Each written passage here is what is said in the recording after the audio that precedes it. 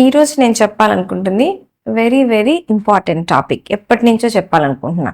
మామూలుగా మనం హెల్త్ గురించి ఆలోచించినప్పుడు ఇంట్లో డైట్ బావుందా? మన ఎన్వైరన్మెంట్ బావుందా?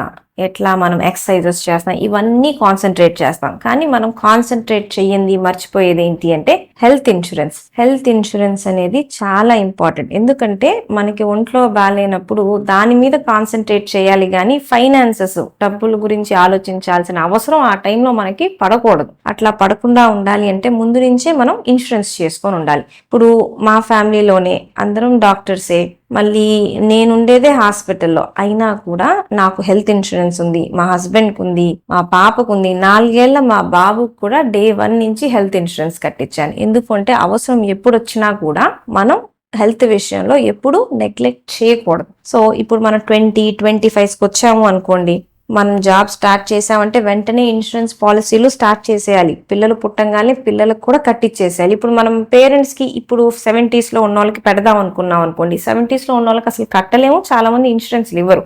సో చిన్న ఏజ్ నుంచే మనం ఇన్సూరెన్స్ కట్టుకోవడం అనేది అలవాటు చేసుకుంటే చాలా మంచిది.